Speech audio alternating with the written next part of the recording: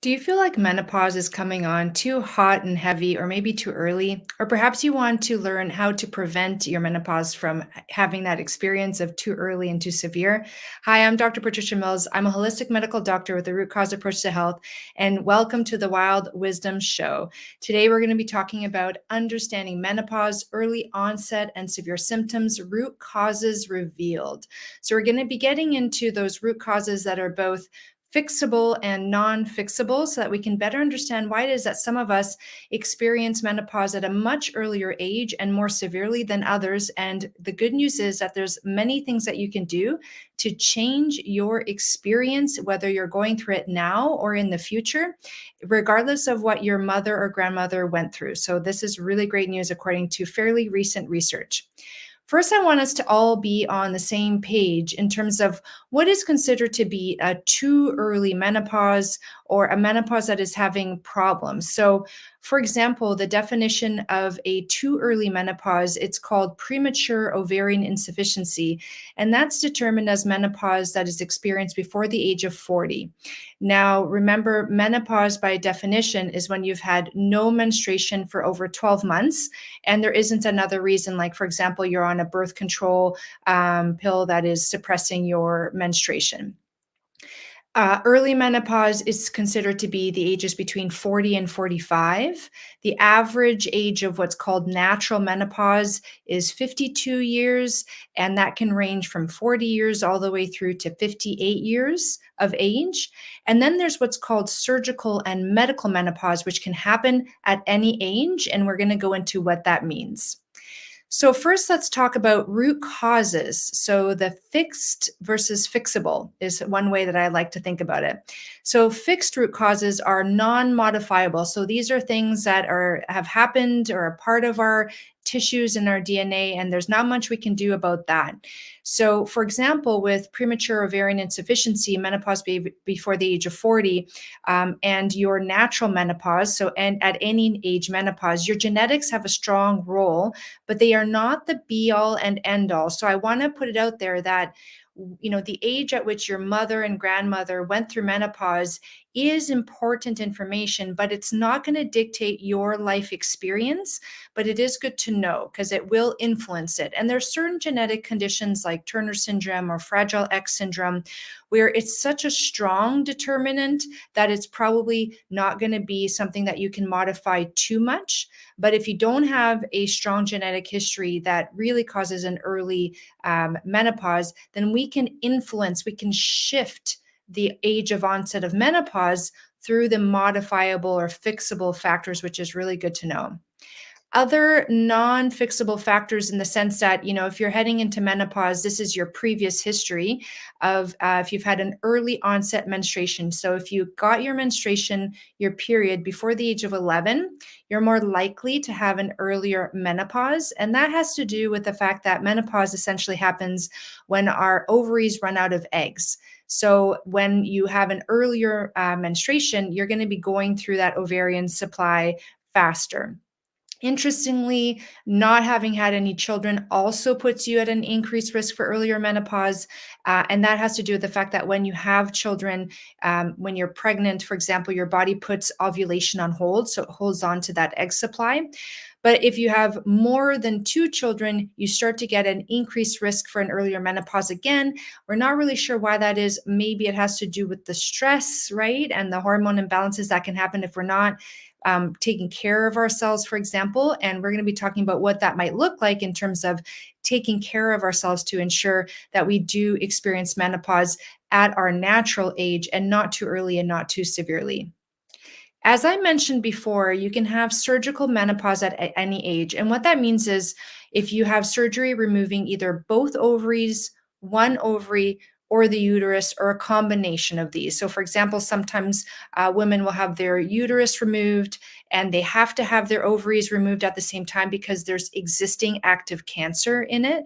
So then that's a really strong indication for having all of those body parts removed. The thing to know is that you're going to go into massive menopause very quickly.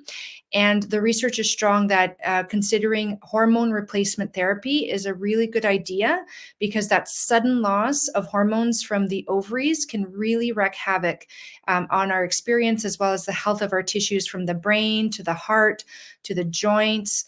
To the bones, to the vagina, the urinary system. So if you have a surgical menopause, ideally you're also partnering with a doctor who can help you replace those hormones so that you can ease into menopause at the right time and in the right way. Now, some women will comment that they're having their uterus removed. There's nothing wrong with their ovaries, but the doctor will say, well, let's remove your ovaries as well, just to be safe, to reduce your future risk of cancer. I'm going to tell you right now, that's an extremely outdated thing to say, and it's not something that should be done.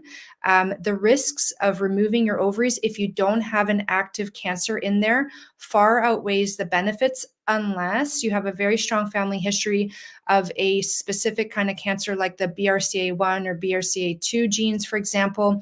Then that requires a conversation with your doctor and weighing the risks and benefits. But if you're a woman who doesn't have those specific that specific cancer risk, you have a general risk of ovarian cancer, like the average, population.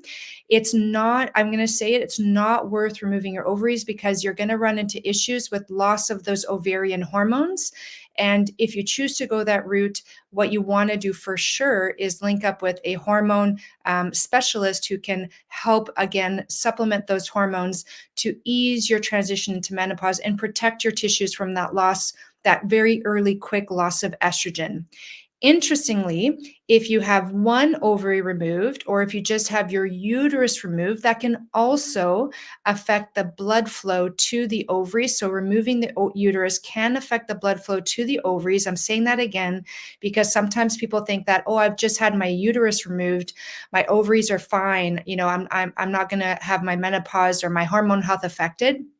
That could be the case, but it could also be the case that your ovarian health will be affected due to decreased blood flow, and you can actually go into earlier, more severe menopause as a result. Again, what you want to do is work with a hormone specialist that can help you understand the pros and cons of hormone replacement therapy. And that's something that I'm going to be covering in a future episode very shortly. What you also want to understand is that medical menopause can happen, which means that some kind of medication like radiation or chemotherapy is delivered to a woman, and it's necessary, and it can cause damage to the ovaries, also precipitating an earlier or more severe menopause. And in that case, again, the use of hormone replacement therapy could be a really great option, because, again, that early, too quick loss of estrogen and progesterone and testosterone can really wreak havoc on our tissues. So our tissues really need those hormones, and they need time to adapt to the changes in those hormones over menopause. And it's really hard to adapt when that change happens very suddenly due to surgery or medications. Now we're going to get into the really fun part, which is fixable and modifiable root causes. So these are things that we can do day to day, starting now, that will actually influence how early your menopause happens. So it's nature versus nurture, right? So there's a nature, which is the genetics, and then there's the nurture, which is supporting our genetics to express their highest potential. And this is where we're getting into what you can do to really make sure that you're not precipitating a menopause that is happening too early for you or too severely. What I mean by severe are the symptoms of menopause, like hot flashes and night sweats, insomnia, mood issues like irritability, depression, anxiousness, joint pain, problems with osteoporosis, problems with your brain health in terms of how well you think and your memory and your brain functioning, your heart health. All of these things are influenced by our hormone health, and they do get impacted by menopause. And the better we support ourselves through menopause, the better that our whole body health will be during that transition and beyond. So these are really great, useful tips. Now, diet matters Diet actually can influence the age at which you go through menopause. Okay. And remember, the earlier we go through menopause, the less time our body has with hormones like estrogen and progesterone and testosterone at those higher levels. So, generally speaking, we don't want to do anything that makes us have menopause too early because we want to maximize our time on those lovely high levels of estrogen, progesterone, and testosterone. So, when I say that diet can influence when you get your menopause, this is a really big deal. So, there's actually studies done, and this is one just to show you that research has actually been done on this, which is really great. And this study is called Dietary Intake and Age at Natural Menopause Results from the UK Women's Cohort Study. Okay. And so, what this study showed is that certain foods that these women were eating, so they did like a dietary diary. So, they journaled on all the foods that they were eating.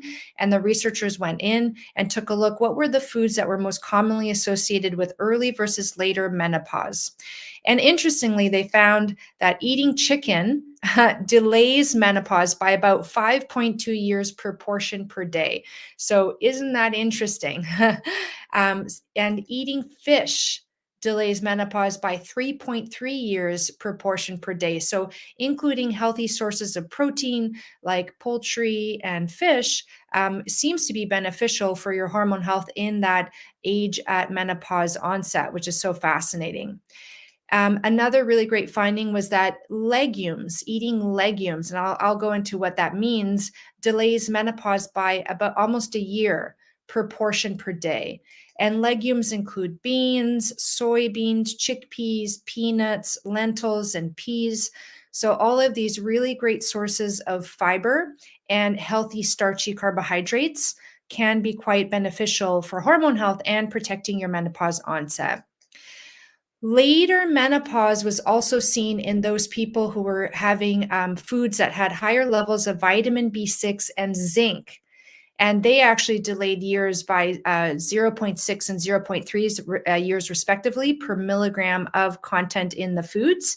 So, just to review some high vitamin B6 foods, they include liver, salmon, chickpeas, chicken, dark leafy green vegetables, bananas, papayas, oranges, and cantaloupe. So, really great sources.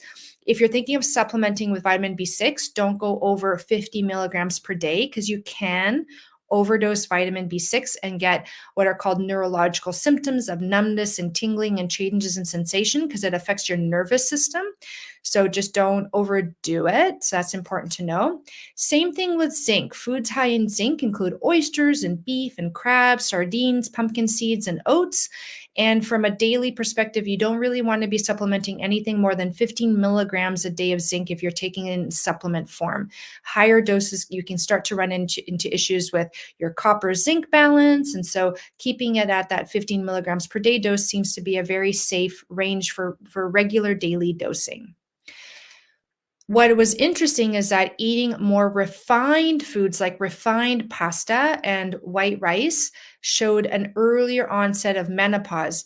Now, what I want to say about this is that how you eat your pasta and rice matters. I've done episodes on this before that when you sequence your foods in a way where you eat your vegetables first and then you eat your protein with your starchy carbs, pasta and rice would be considered starchy carbohydrates. What you want to make sure is that you're buffering those starchy carbohydrates with enough fat, fiber, and protein. So there is a way to eat those foods and still maintain good hormone health. And what you want to do is go onto my YouTube channel and look for How to Eat for Hormone Health as a resource, where I get into the nitty gritty of how to food combine and exactly how much and all those things. But people who are not paying attention to that and are eating a lot of refined pasta and rice without the balancing effects of that healthy protein, those healthy vegetables and legumes, seem to run into an issue with earlier onset menopause. This is probably due to the effects of refined pasta and rice on our insulin hormone, which responds to that quick sugar that is released by pasta and rice if you don't buffer it well. And insulin hormone impacts estrogen, progesterone, cortisol. If you get too high insulin, it causes inflammation in the body, and that can affect ovary health. So I'm not sure why this finding was present, but just looking at how it all works, I think this is a sequence of events. Now, interestingly, diet matters also for severity of menopause symptoms. So, whether you're in perimenopause and experiencing severe, bothersome hot flashes, night sweats, mood disorders, insomnia, and those sorts of things, or whether you're in menopause and still experiencing those problems, it looks like you can actually turn the dial up or down depending on what you eat of those symptoms. So, you can make your hot flashes worse or better depending on your food. So, again, this has been studied, which is really, really cool. And what the research has shown is that a Mediterranean style diet and fruits. So remember, Mediterranean style is heavy on the vegetables, legumes, healthy sources of protein, olive oil, specific foods like garlic. They do drink a little bit of red wine, for example. So very high in those nutrients, polyphenols and resveratrol and those sorts of things. They seem to reduce their severity of hot flashes and night sweats when it is given in a study. So when people are given this kind of thing in research. Also fruits. So fruits are high in fiber. When you eat a whole fruit, you're having that simple sugar in it is packaged in fiber. So eating a whole fruit is healthy. Juicing that fruit or putting it in a blender as a smoothie probably will not give you the same health benefits because it is changing that fiber to sugar relationship. And now you're going to get more of the sugar hit. So making sure that you understand when we say eating fruits, we mean whole fruits, and ideally more of the low sugar fruits like your berries and your cantaloupes and your papayas and those sorts of things, and apples and such. And interestingly, they also found in the study that eating a high sugar and too high fat diet increases the risk and severity of hot flashes and night sweats. So again, you can turn the dial up on your symptoms by eating too much sugar or overindulging in too much fat, and you can turn it down with the vegetables, the lean meats, the healthy starchy carbohydrates with legumes and those sorts of things.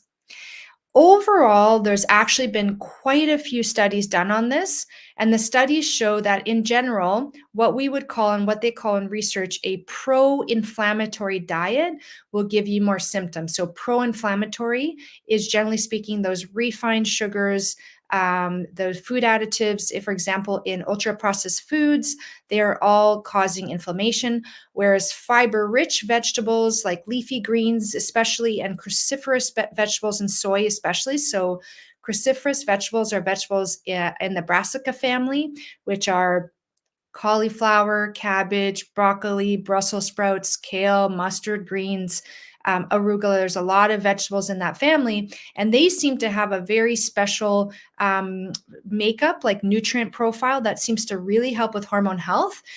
Some supplements will have even taken some of those nutrients and really isolated them, like DIM, and they sell them over the counter for you to take as a supplement. Ideally, you're getting it more in the foods first form because the research really shows that this foods first approach is actually what makes a difference.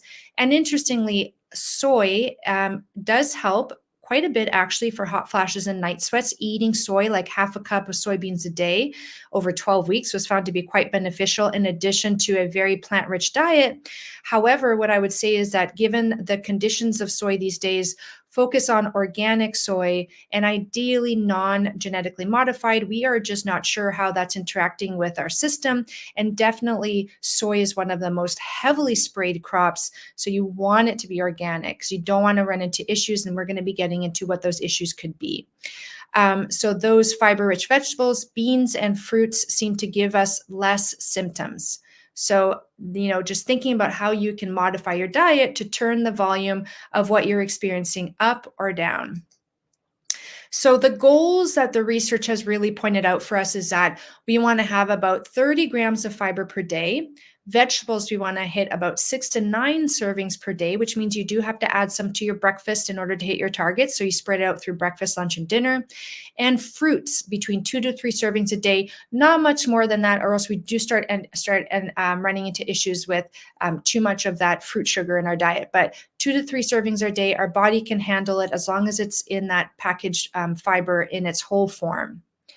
So now let's get into other modifiable factors that we can use to turn the dial of our symptoms of menopause or perimenopause up or down. So we want to turn it down, right? We want to make those symptoms milder, less severe, maybe even get rid of them altogether.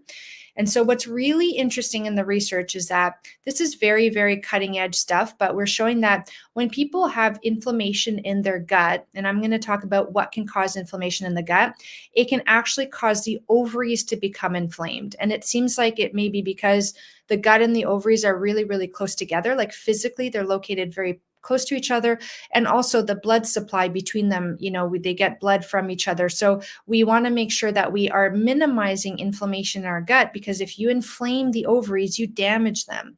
And so you're going to run into issues with your ovarian health, which could predispose you for an earlier menopause or a worse menopause. So that theoretically could totally make sense. So what we know and what I've covered in the past is that gut inflammation has been shown if we eat too many simple sugars, because it feeds the bad, yeast and bacteria in our gut, the gut microbiome. They start to overgrow. They start to cause issues in our gut and actually start to cause inflammation in the lining of the gut. Certain artificial sweeteners seem to be, at risk for causing inflammation in the gut as well. Additives and ultra processed food. So food additives, things that are made to make things look fresher, taste, better, live longer on the shelf, colorings, preservatives, all those things have been shown to harm our gut microbiome and put us at risk for gut inflammation. Pesticides in our foods, the same thing. And certain medications, particularly anti-inflammatory medications, even over the counter, like naproxen and ibuprofen. These medications do cause problems with the health of our gut, including gut inflammation. So we just want to be aware that these are things that not only are they good for whole body health to avoid, when you're thinking about your menopause and trying to preserve the health of your menopause, minimizing these is very important. So minimizing, if not cutting out ultra processed foods, for example, is a really great place to start. Research is also showing that toxins exposure, like cigarette smoke, pesticides, and environmental pollutants in the air, water, and food supply, are impacting the health of our ovaries. And that could be impacting anything from fertility all the way through to perimenopause and menopause, as well as certain medical conditions like having high cholesterol, high fasting blood sugar, diabetes, and autoimmune diseases like thyroid disease, Addison's disease, and rheumatoid arthritis. These can all impact the health of our ovaries and cause us to go through earlier and more severe menopause. What I want you to understand is I put this in the modifiable risk factors because I am of the belief, as many functional medicine doctors are, that we can actually improve these medical conditions, if not sometimes even reverse them with the right holistic approach. So I am putting them in the modifiable factors because that's the good news about this. And people with premature ovarian insufficiency, where they get really early on onset of menopause before the age of 40, and they've ruled out all the genetic contributors like Turner syndrome and Fragile X syndrome, it is probable that the environmental toxins and these kind of medical conditions are some of the root causes of why we are experiencing these conditions of too early menopause, particularly the toxins. So the take-home message here is that lifestyle factors that increase inflammation can cause an earlier menopause and make your perimenopause and menopause symptoms worse, more severe.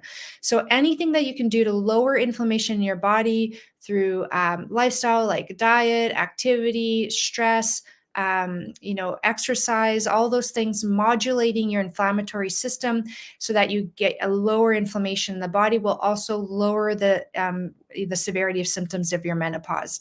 And I want to offer to you again that you'll probably want to, if you're listening to this in the podcast, you can search for this or go to my YouTube channel, use the search bar function and search for how to eat for hormone health. And you will go deeper into the dietary patterns that will support your hormone health pre, peri, and post menopause. So I hope you found this helpful. I look forward to hearing from you in the comments. Please feel free to ask your questions if you're watching this after the fact. Also, please save, subscribe, and share this with someone who needs to be exposed to this wild wisdom. You never know how much someone will benefit, and sharing is caring. So thank you so much for joining me today. I hope you have a wonderful rest of your day, evening, or night, and I'll see you next time. Goodbye.